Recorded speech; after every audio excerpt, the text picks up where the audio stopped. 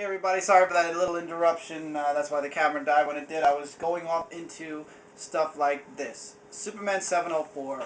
More along the lines of just a what if. What if Lois didn't marry Clark, Superman and her normal life? It was alright. I mean, the last few panels have Superman cameoing in his own book, but you really can't complain because Superman 703 came out in the beginning of the month, so if anything, this is more along the lines of a bonus Superman issue because it already came out this month, so I really can't be upset about Lois Lane being the main in this one because I've already had my Superman fix in the beginning of the month in the Superman title. Me and my friend Yuli, I'll post up a link to his page. He's one of my great friend on YouTube. I talked to. We've been messaging each other back and forth about comic books all week, and I agree with him. It's a nice little story. It's a nice little what if what. Oh, I thought you were tapping me. No, I thought my hand was hand tapping. hit you Oh, accidentally. okay. I just moved my arm. So guys, check out Yuli. He's really great. He just started his comic book reviews, I believe, 2 weeks ago. Great guy, great reviewer. Check him out. Like I said, I'll put a link up somewhere. I actually won he had a contest, and I won the contest, and he's sending me a graphic novel, which I will also be reviewing on here, and which might actually get me into another series, which is an independent work, but we'll leave that for future. We'll leave that for future reviews. Hopefully next week. Yeah, it should be coming next week. So once again, Yuli, thank you for having me in your contest, and I'm honored that I won. Okay, so back to this. Superman 704, it was good. It's a side story about Lois Lane. The artwork is really good. The last few pages with Superman, yeah, it was, I would have liked it better, what do you call it, if, The artwork's pretty the good. artwork's great. No, the artwork is really good. And even Superman doesn't look I old. like the artwork. No, Superman does not look old, finally, in his own comic. I like Superman. I'm glad that they're actually giving substance back. And now he's going to Chicago. That's what it says. Next, Chicago. May I read it? Here you go. Now, Ask to put it away. I'm sorry, I already had it Take halfway in. back out. Now, the one thing I've been waiting for a couple of months now. It's a hardcover. Superman, Earth 1. The reason I haven't really read through the comics for this week is because I was too busy engrossing myself in this book. Because I'll show you when Mike's done. In the back, there are a ton of people that have read the book already and loved it. So, okay. This is Superman Modern Time. I'm going to set this up. This is what would happen if Superman landed in Kansas 20 years ago from today. So, technically, he's 20 years old right now. I'm older than him. And he's becoming Superman again in our time. Okay, it starts off where he comes to Metropolis and he wants to find a job. He doesn't want to be Superman. He really doesn't. His mother makes him the costume and he brings it with him just in case. But he doesn't want to be isolated. He wants to be part. Because he was isolated all his childhood because he had his power. So he wants to be like everyone else. Now he can be like everyone else.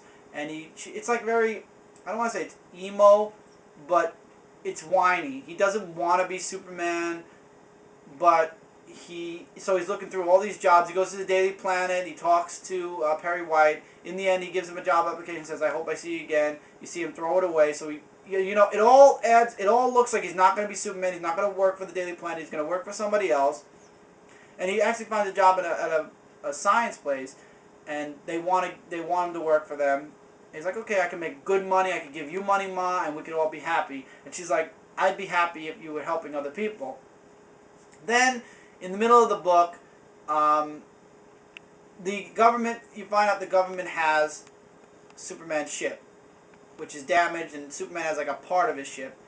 And the ship goes, the piece resonates heat, and it goes off.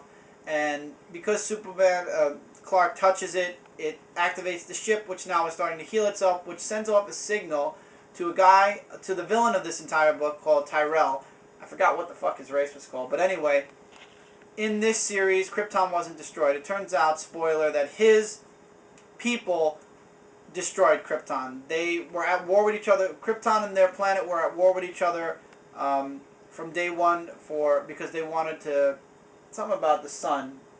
It was a boring, backstory. You skim through it and you forget about it 2 seconds later. It's nothing that really gripped you at this point. It's nothing that gripped you. The guy actually looked like somebody from Kiss.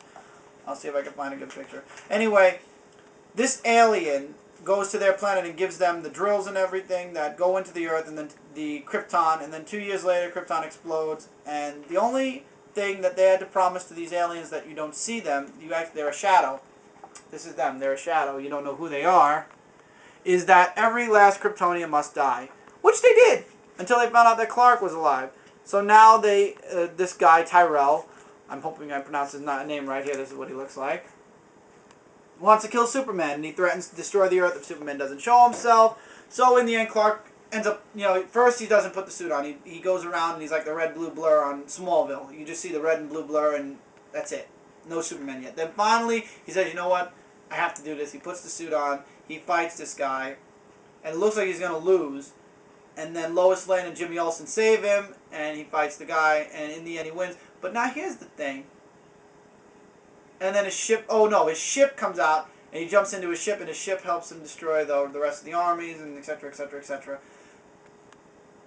The army wants to find Superman now, and Superman is now in the North Pole with his ship hidden under the ice, which is kind of like his Fortress of Solitude without it being a Fortress of Solitude.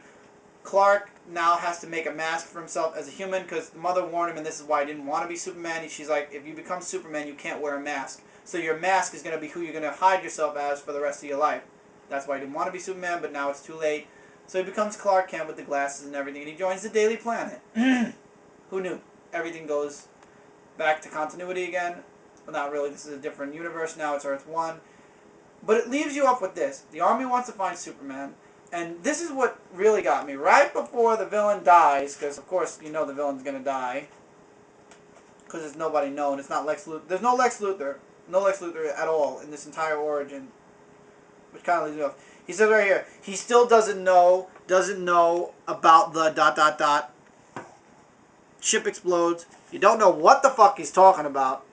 So it leaves it open for there to either be a sequel, volume 2 so to speak, or for there to be an ongoing series if this book does well. But unfortunately, CBR.com gave it 2 stars, and a few other people I heard weren't really satisfied with the book.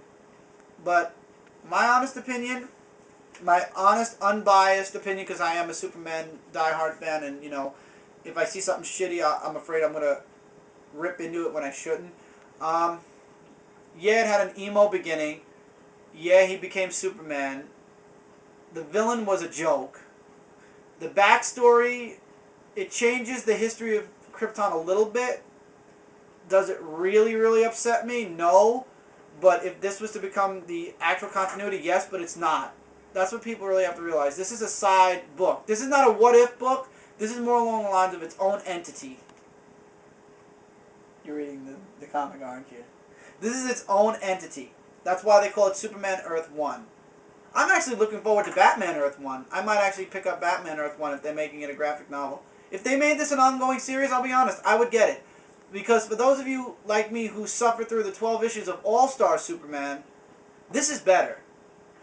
I actually got this cheap. It's $20 if you buy it from the store, but Midtown's selling it for $13.99, plus only $3.99 shipping and handling, so you save $2 or $3, but it's worth it. Would I say go out and buy this book? Yes. As long as you realize this isn't in continuity, this is a retelling of Superman that has no ramifications. Can I have this in a minute? Wait a second. No, I need this a second. That has no ramifications to this book, or action, or anything else. This book is its own entity. I hope they make a sequel. There's openings all over here for a sequel. He's even asking the ship, explain to me about my history, and that's where it's leaving off. It's leaving off with little ... dots. So there is actually room for there to be a sequel or an ongoing. I'm actually hoping for an ongoing. Superman does not have enough ongoings. He has this, and he has action. And then Supergirl's aside, Superboy's aside, and there's actually a Steel one-shot that's coming out next month. So I wouldn't complain. Oh, and there's also Superman Batman. But I wouldn't complain about another Superman. If Batman can have 8 titles, like I've been saying, Superman can have 8 titles, and he can do a good job too. Like I said, all you need is good writing. You get good writing, you have a huge amount of stories you can tell with Superman in Metropolis against his supervillains. I'm telling you, it can happen if you get a good writer. Okay, so let's run through these really quickly. I need that again real quick. First, the graphic novel, Earth 1 Superman. Would I say get it? Yes. I enjoyed it enough to say it's worth the $13.99. Superman 704.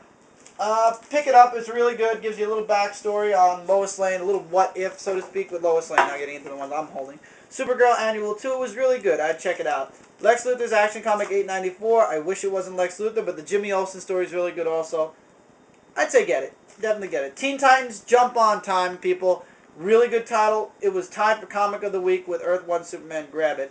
Vanishing Point Time Masters, number 4. If you haven't been getting it, you can miss it. It really has nothing to do with the Return of Batman, but if you love Dan Jurgens' artwork like I do, grab it. Fantastic Four 584, still working towards 3. Now we don't know if it's going to be somebody from the Fantastic Four or somebody else dying. Check it out.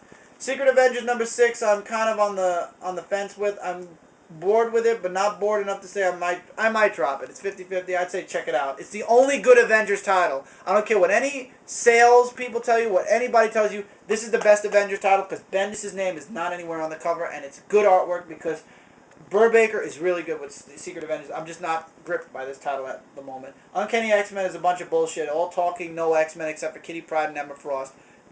I'm dropping it. It's up to you guys, but it's not good. Spider-Man Fantastic Four 404, awesome mini. Check it out, or trade paperback it when it comes out in trade paperback. Ultimate Spider-Man 15 renewed my interest in Ultimate Spider-Man enough to keep me going. I would say check it out. It has all the ramifications of the past storyline that we've seen a million times before. Amazing Spider-Man 646, like I said, I summed up the entire series for you with this one issue that the baby is Harry's. This is free. You might as well check it out. Spider-Man Saga is setting you up for the new Spider-Man title that you won't be seeing on this review, but if you're interested and you want to pay $3.99, go right ahead. I'm not. Happy Halloween, everybody. Check out Pete's Basement. Check out Yuli, who's RK. I'll put an annotation here for his page. I'll put it somewhere in the so you can click on it so you can go to his channel. Check out Pete's Basement. Check him out. And I will see you guys next week or in my next video. Probably the next video because I have a few other things I would like to do this week. So, see you guys next time. And congratulations to your 1 year of comic reviews. Thank you. Great job. Hopefully the next year we'll be seeing a lot more new comics, but mostly I'm telling you guys it's going to be from DC and or independent comic companies because Marvel's just, until Marvel fixes their asses, which they're not, because they think they're the top shit, I don't think we're going to be seeing that much Marvel. I have to say this is pretty good. Though I agree Superman should have been in it more. It was pretty good. So what if of Lois Lane? So, congratulations and Thank you. peace and chicken grease, guys. Hey guys.